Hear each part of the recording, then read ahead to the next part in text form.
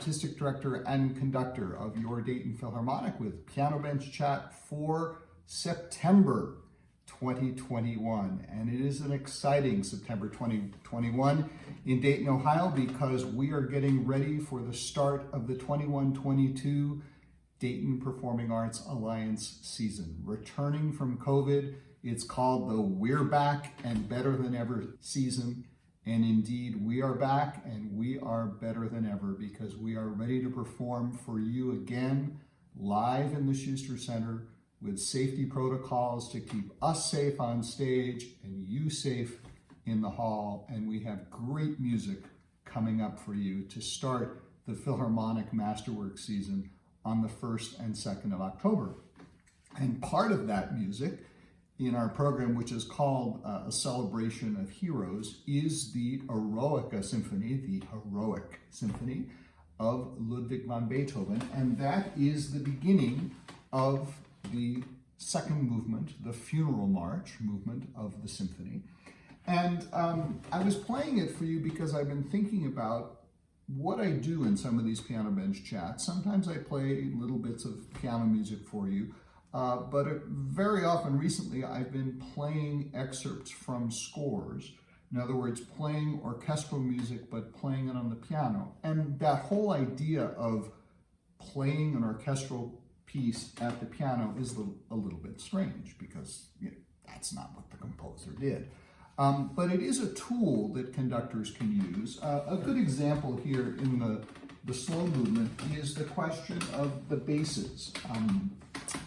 Beethoven wrote that the basses have grace notes before the main note or along with the main note. The main note is C, and before the C they have three little notes called grace notes, which are meant they're supposed to be played fast.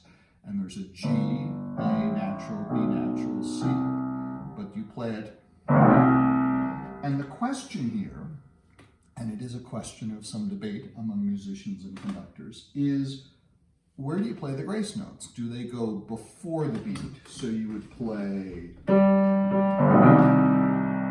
arriving on the fourth note at the same moment that the violins play their third note.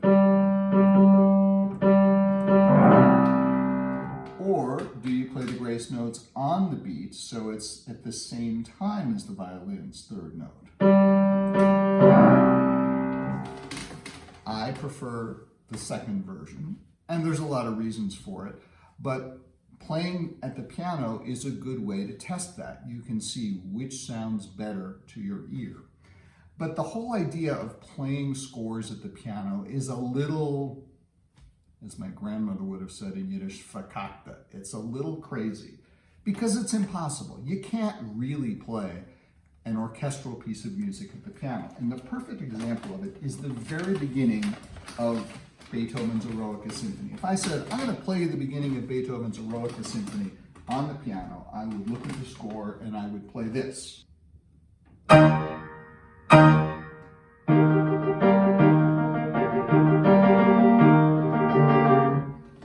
Fine. But what's really on the page? The basses play this note. The cellos play this note. The violas play these notes. The second violins play these notes. The first violins play these notes. The timpani plays this note. Trumpets play this. Horns play this. Bassoons play this. Clarinets, oboes, and flutes. And if you look at the different notes, we have 1, 2, 3, 4, 5, 6, 7, 8, 9, 10 notes played in the orchestra, 10 notes on the score. Well, I have 10 fingers, so 1, whoops, that won't fit, 2, 3. It's just impossible. Even the first bar, you can't play it. It doesn't matter how good a pianist you are, and you all know how good a pianist I am. So playing an orchestral score at the piano is kind of fakery. What you have to do is you have to read what's on the score, and whoever you are as a pianist, you adapt to what you know you can play. And the trick is you play what you can and you leave out whatever you can't. Now, in the case of the beginning of the Eroica Symphony, well, that's simple. It's like, all right, so I'll play these 2 notes in the left hand, and I'll play these 4 notes in the right hand, and I'll put the pedal down and it'll make a lot of noise, and you get, and you have the impression that you've heard the beginning of the Eroica Symphony at the piano. Now, in practicality, except for helping you learn the piece if you need to get the sound of the piece into the piano or something like that, or showing off, there's no real reason that a conductor has to play an orchestral score at the piano. We have an orchestra, so the orchestra can play it. Though there is one specific case where it's very useful, and that's if you have a concerto, like we have coming up on our opening concert of the season, the Mendelssohn Violin Concerto, with a wonderful violinist, Philippe Quint, playing. Now, before Philippe plays with the orchestra, I will get together with him to go through the piece. And one of the most effective ways for a conductor and a soloist to kind of get on the same page is for the conductor to play along with the soloist. So I'll take my orchestra score and I will play along with Philippe. And you know, again, it's trickery. If I were just to try to play the beginning of the Mendelssohn Violin Concerto on the piano, I would play this with my, leaving out what I don't think I can play.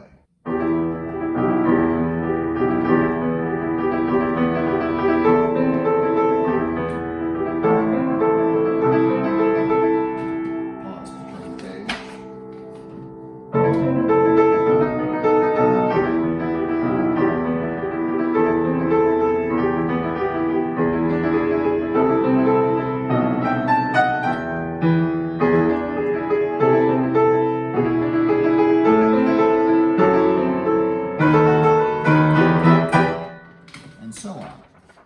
Gives me a sense, I can get a sense of what's going on.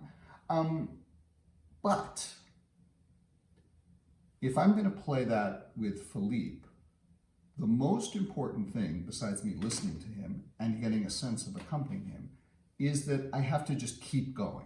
So in that case, I need to simplify even more, and I can't pause for the page turn because he's playing here. So when I get together with Philippe, I'll probably play something more like this. The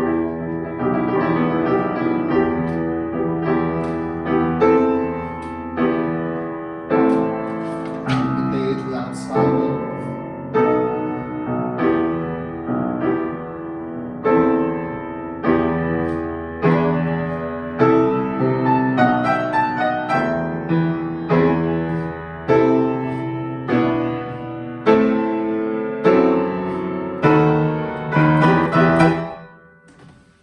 And so that way I can just keep going and stay with him, and no matter what bobbles my fingers will make, and they certainly will make some, we keep going. And the important thing is that Philippe and I will get a sense of how it's going to get together so that when we do it with the orchestra, we know what we're doing. And then when we play it for you, it will sound better as a result. So there's a little primer on some of the tricks of the trade with playing orchestral scores from the piano, or trying to, sometimes in my case.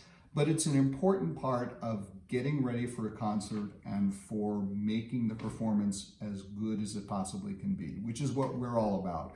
We are all so excited to be getting back on stage and playing for you live at the Schuster Center.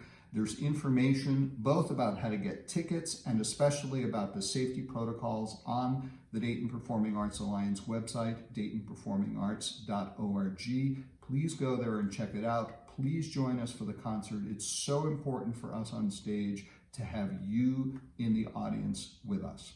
And another way that I practice is I even practice playing the accompaniment with a recording. I happen to have a CD recording of our soloist, Philippe Quint, playing the Mendelssohn Violin Concerto. It's a recording probably from several years ago. He may play the piece completely different now, but it gives me an opportunity to practice getting ready for keeping going with the player. So that would be something like this.